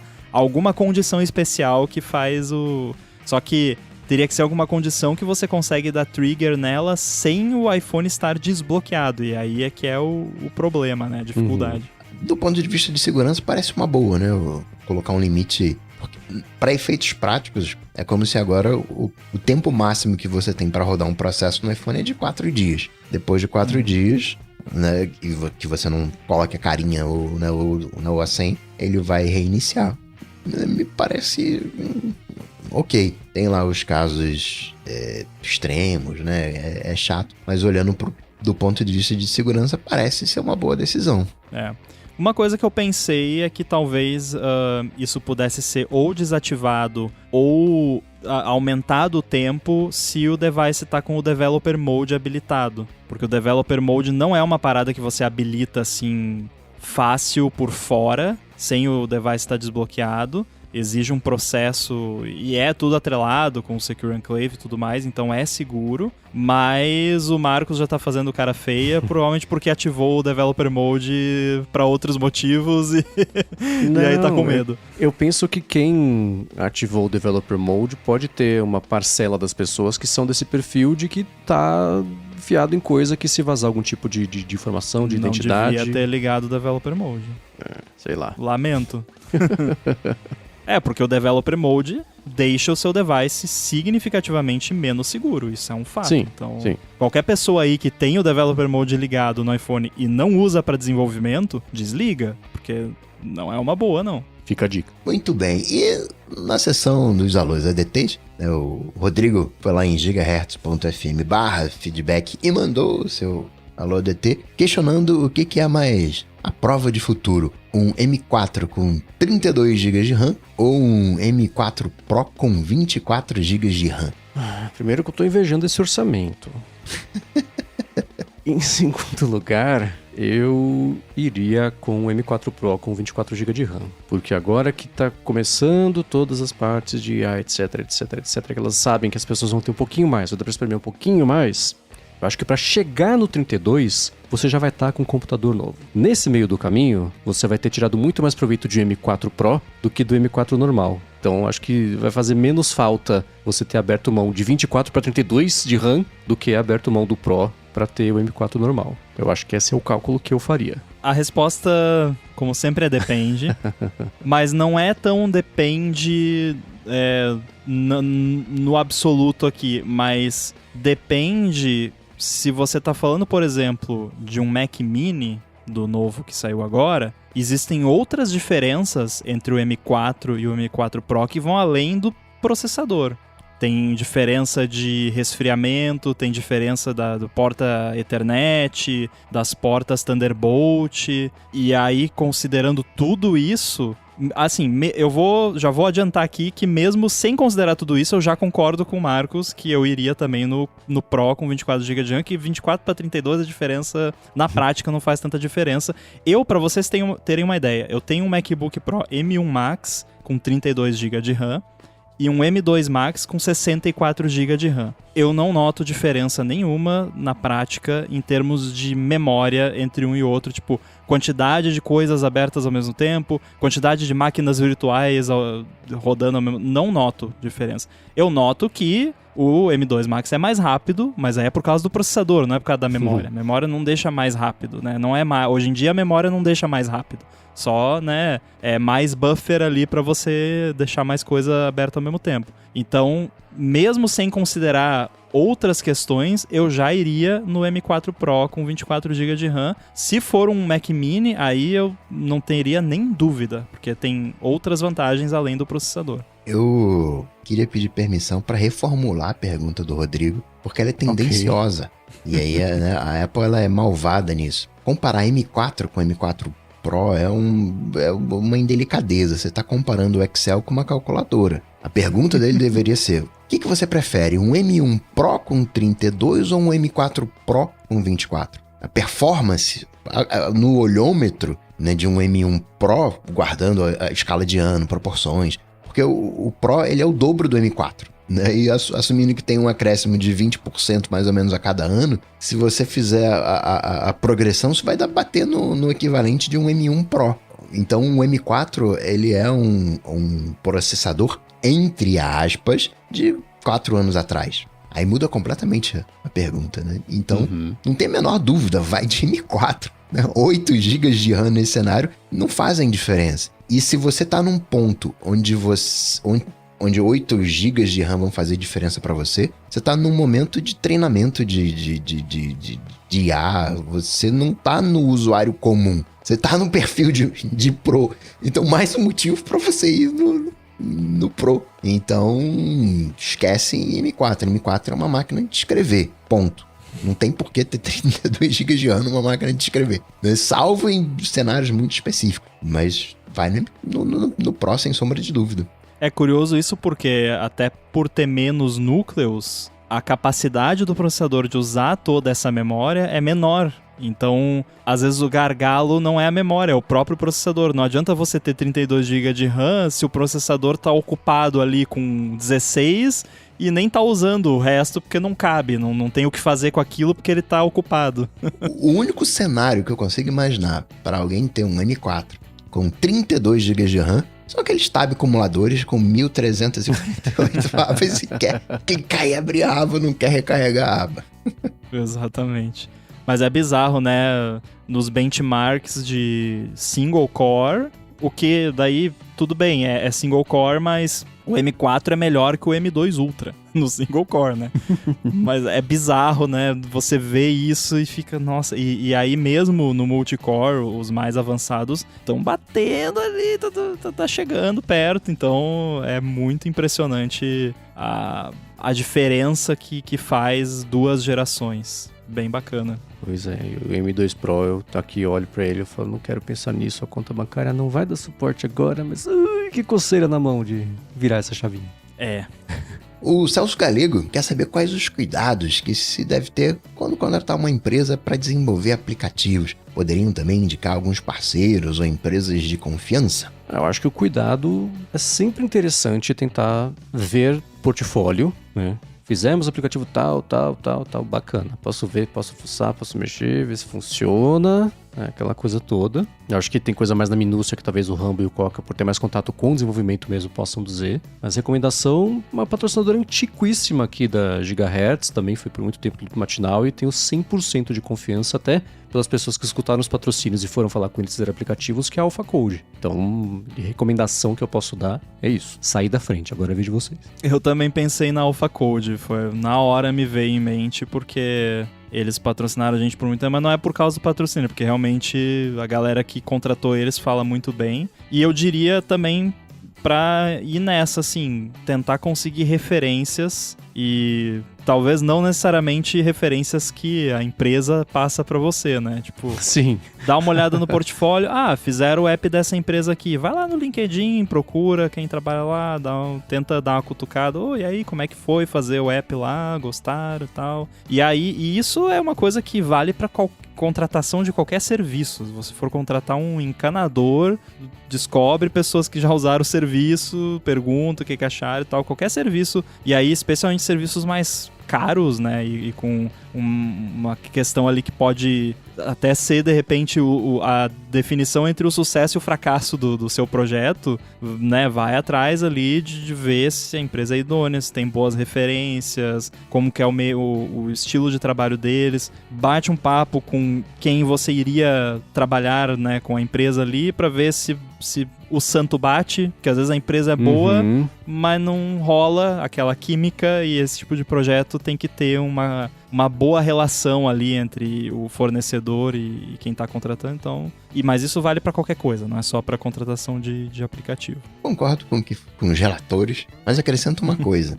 Não necessariamente é um casamento. Casamento, né, você vai, chama para jantar, conversa, aquela coisa toda. Quando você vai fazer um serviço em casa, né, como bem o Rambo mencionou, uma coisa é você pregar um quadro na parede, que você... O porteiro, dá pra pregar um quadro lá, que não tem problema nenhum, né? Qual o risco do quadro na parede? Vai cair. Pode ser um quadro caro. Tem um cano atrás. Não, mas o porteiro... Por isso que eu citei porteiro, porque conhece a estrutura do prédio, né? Pelo menos tende a conhecer. Às vezes o prédio faz tudo, né? Qual é o aplicativo? Você está querendo fazer algo crítico, né? Precisa de alguma mão de obra qualificada? Porque às vezes o que você quer é um demozinho, entre aspas, um wireframe, um protótipo de alguma coisa. Chama o teu sobrinho aí para fazer e tá tudo certo. É levar em consideração também nesse projeto que você está querendo desenvolver. Vai precisar de suporte? Vai ter outras versões? É algo que você vai fazer só uma vez? Precisa construir um relacionamento a longo prazo, um relacionamento futuro, porque às vezes, né, parece que a gente está, quando desenvolve aplicativo, que a gente está desenvolvendo uma relação a longo prazo. E não, cara, eu quero só alguém para pintar minha parede. Você joga uma tinta aqui, eu preciso, né, eu tenho esse apartamento aqui, tô me desfazendo dele, eu vou colocar ele para alugar, preciso jogar uma tinta. Você joga uma tinta? 50 você joga tinta? 50 não dá, um pouquinho mais caro, mas joga lá e vambora. Existe espaço para os sobrinhos da TI, existem espaço para os estagiários, existem espaço, né, para mão de obra qualificada. Se o teu aplicativo é controle de tráfego de trem, não vai ser o sobrinho da TI que vai fazer isso. Aí precisa, entre aspas, de um profissional mais certificado. Mas, né, considera também o escopo desse aplicativo. Esse escopo aí é o que eu penso. Não, isso aqui tem que ser um cara que fez uma universidade, de preferência um nível além de graduação. Aí eu sou totalmente a favor. Não me contrate para fazer esse tipo de coisa, né? Eu não me garanto nem no negócio que reinicia o iPhone lá. Então, é um pouco crítico. A fechadura sei lá, a maçaneta da tua casa, você abre, sei lá, 2 vezes por dia, quando você sai de manhã e quando você volta de noite para casa. Outra coisa é a maçaneta, entre aspas, a fechadura de uma porta de trem, que abre, sei lá, cada hora abre 10 vezes, sei lá quantas vezes. A confiabilidade que você tem que ter é completamente diferente, né? Então, existem escopos. Às vezes a gente quer sempre o melhor de tudo, né? E não necessariamente, não tô querendo menosprezar, assim, isso aqui é uma porcaria, não é isso. Mas existe espaço no mercado para todo mundo, e esse espaço tem preços diferentes. E nessa, você consegue achar ali, de repente, combinar a tua conta bancária, como disse o Mendes ali no caso do M2 Pro, combinar a conta bancária com o escopo do aplicativo em algo que vai te atender, algo bacana. E aí, de repente, você pode, além de contratar um desenvolvedor, contrata também um cara para fazer a parte gráfica, para ficar com um look bacana, né? Junta ali os dois, de repente, né? Mas olha também em portfólio, vê as outras coisas que a pessoa fez, falando, se for aplicativo de App Store, olha os reviews, né? Vê como é que é o pós-entrega. Agora eu posso fazer uma pergunta que talvez ocupe o resto do episódio, talvez eu seja expulso como sócio da Gigahertz, mas eu fiquei curioso. Vale a pena recomendar analisar se precisa de um app ou se algo... Ainda assim vai precisar de alguém para desenvolver se você não tiver esse talento in-house, né? Mas se uma coisa, um PWA, um web appzinho resolveria já ou não? Ainda hoje é melhor, se você está pensando em fazer, faça um app mesmo, nativo. Entra aí no papo um Flutter, uma coisa que seja mais universal e menos aquele compromisso gigantesco de ter um app, passar pelo sistema de aprovação da App Store, etc, etc. Olha, eu vou te falar que mais de 90% das vezes que alguém chegou pra mim, tipo o Celso chegou pra gente e perguntou mais ou menos isso, só que geralmente a pessoa inclui um pouco mais de contexto do que é a ideia dela, mais de 90% das vezes eu falei, cara, contrata alguém pra fazer um site. É bem mais fácil, bem mais barato, e qualquer pessoa que trabalha com web, que você balança uma árvore e cai 20, não tô falando isso pra menosprezar, tô falando isso porque de fato é um mercado muito amplo e então por conta disso tem muita gente que trabalha no mercado e por conta disso você acaba conseguindo mais em conta e é menos complexo comparado com, por exemplo, você fazer um app nativo para iPhone, é bem mais barato, bem mais tranquilo. Então vale considerar isso com certeza. E tem um episódio do Olá Mundo que a gente fez, falando sobre... Foi mais sobre tecnologias híbridas versus nativo, mas a gente mencionou também nesse episódio... Cara, às vezes é melhor só fazer um site. E você faz um site hoje em dia que parece um app e beleza. E outra, se for um aplicativo como uma ideia de startup, tem que ter grana para fazer mercado, propaganda, né? É uma empresa. Então, é por isso que eu falei do escopo, né? É o quê? É um aplicativo que vai mudar o mundo? Aí é uma outra coisa, né? Vai precisar de uma equipe. Outra coisa é uma função. Na tua empresa, você tem um buraco na tua empresa que você quer preencher. É uma ferramenta interna. Outras pessoas vão usar. Analisar o problema é o... Como diz aqui, é uma máxima daquelas lá, né? Quando você entende o problema, você já tem metade dele resolvido. Mas concordo que aplicativo é super valorizado. Todo mundo quer ter um aplicativo, mas... O próprio... Né, One Password, né, que fez aquela coisa meio híbrida. E por mais que a gente tenha ranço, vamos combinar aqui. Quantas vezes você abre um One Password? A gente não abre aquele negócio, então... Mais do que eu gostaria, eu acho que é a resposta. Eu ia dizer, olha que você tá subestimando o quanto que eu abro o One Password. Se abre, tem alguma coisa errada. Ele já não tá cumprindo a função dele, então tá errado de novo. E por fim, o Matheus Borges disse que no episódio 396, o Rambo mencionou que usava iMac quando lidava com o vídeo e... Ficou surpreso, né? Ficou curioso, parecia interessante e queria saber a motivação que fez com que ele largasse o vídeo e se tornasse um programador, né? Quais os prós e os contras de cada área. Nossa, prós e contras é difícil, porque cada um vai achar os seus prós e contras, mas o motivo mesmo pode parecer meio vazio, é que programar dá dinheiro e trabalhar com vídeo não. Pelo menos, assim, mas é que eu não sou motivado por dinheiro, assim, mas você tem que fazer alguma coisa na vida que te sustenta, né? E vídeo não tava me sustentando, enquanto que programação, tipo, eu tava trabalhando com vídeo, ganhava uma graninha com vídeo e tal, mas aí eu comecei a fazer mais com programação. E aí eu percebi que eu gostava muito de programação também, gostava mais até, e aí uniu o útil ao agradável. Rambo, eu acho que o Matheus Borges nessa hora tá pensando, então quer dizer que o Rambo, lidando com vídeo, ele era um bom programador, é isso? É basicamente isso. Assim, eu trabalhava ok, assim, tinha os meus amigos lá que trabalhavam comigo e tal, a gente fazia uns trabalhos bacanas, mas... É que vídeo é complicado também, porque vídeo você precisa ter equipamento caro, né? Falo eu hoje que tô com Mac caríssimo também pra programar, mas é que vídeo meio que você nem sai do chão se você não tiver pelo menos uma câmera boa profissional com uma lente boa profissional e só nessa brincadeira aí já vai mais de 10 pau, né? Então é complicado. E aí é investimento em equipamento e tal. E aí tem o lance também que tem que lidar muito com pessoas. Eu não gosto de lidar com pessoas. Então teve esse aspecto, dificultou também um pouco a continuidade desse trabalho. Eu gosto muito da área de audiovisual, mas é mais como hobby, porque trabalhar assim com produção de vídeo mesmo é muito cansativo, é muito mais cansativo do que programar. É mais fácil produzir bug, né? Bem mais fácil. Bem mais fácil ficar no ar-condicionado escrevendo bug.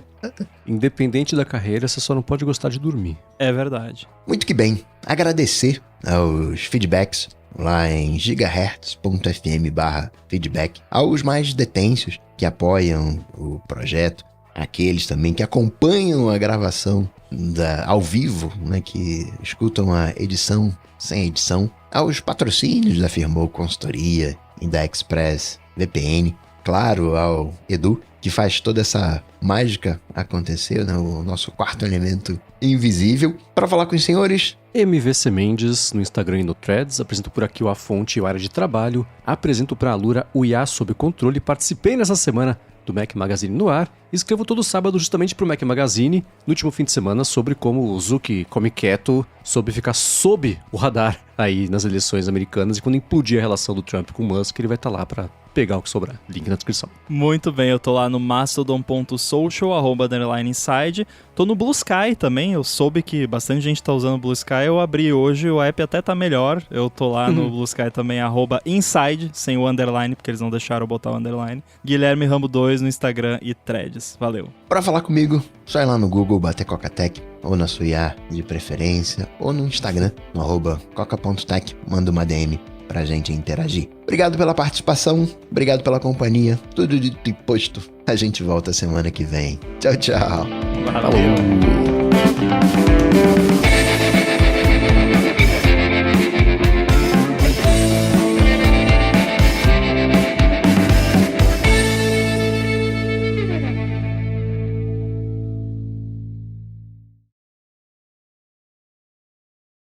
Cara, o ChatGPT me ajudou muito ontem. Por quê? Eu tava já... Sabe quando tem uma coisa que tá te dando um faniquito de leve em background, assim, e aí você resolve... Não, deixa eu ver isso aqui. Tem um anúncio da Firmou, que vai ao ar no Olá Mundo, que eu gravei há algum tempo e é o mesmo anúncio. E aí quando eu insiro no final ali da gravação, eu sempre eu vinha percebendo que o waveform dele, normalmente o waveform, ele tá centralizadinho, né? Uhum. Aquele não, ele ficava muito pra cima ou pra baixo, eu tenho a imagem aqui. Muito pra baixo. Geralmente é pra baixo, é. É, e eu nunca tinha parado pra estudar exatamente por que isso acontece, como resolve e tal, porque o que acontece? Se o waveform tá, tipo, ali em menos 6 dB e ele tá deslocado pra baixo, na parte de baixo, ele tá basicamente clipando. Uhum. E aí, quando você ouve, você pode escutar que tá um pouco cortando ali em algumas frequências. E se você precisar comprimir ele para nivelar, você vai comprimir por cima, vai comprimir demais, vai ficar pior ainda. Sim. E aí, mas o que eu faço? Daí, ChatGPT.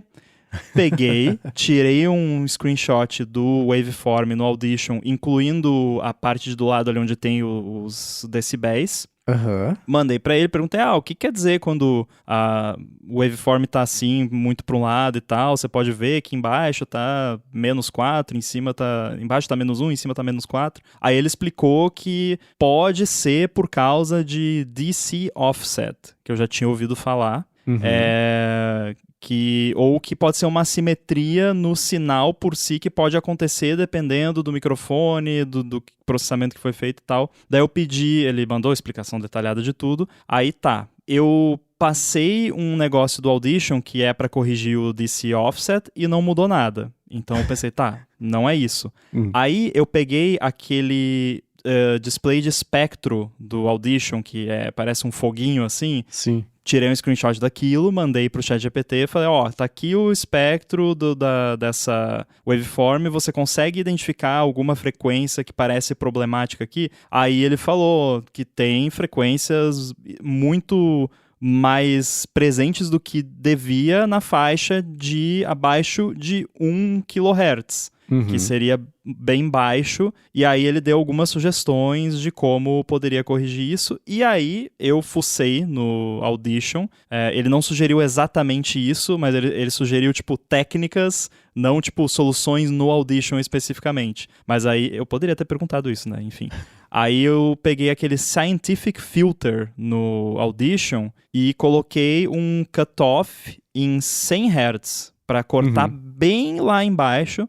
E, pum, resolveu. A waveform foi bonitinho pro centro. Tava sobrando um monte de coisa nas baixas frequências que tava deslocando todo o waveform, e aí não conseguia comprimir e ficava sobrando quando você escutava. E o ChatGPT me ajudou a Nossa, aprender que isso. loucura. Cara, Sabe muito que, bom.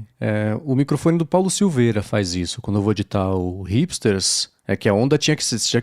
Ela é simétrica, né? Da metade pra cima e metade pra baixo. E sempre ela sobra pra baixo. E é isso. Se eu nivelar o áudio usando o pra baixo como base, sobra muito em cima. E o som fica distante, não fica tão comprimido e nivelado como se fosse ele inteiro, né? Aí se faz ele por cima, corta. É exatamente esse problema, né? Que loucura. Depois eu vou tentar fazer alguma coisa assim a respeito, porque... É tão bom que eu exportei um PDF da conversa. E Nossa, eu vou mandar pra você, porque... Inclusive eu descobri uma coisa que faz todo sentido. Porque eu pensei, eu preciso compartilhar isso aqui com o Mendes. E aí ele não deixa compartilhar quando tem imagem. Não. Ele compartilha só o texto, não vai a imagem.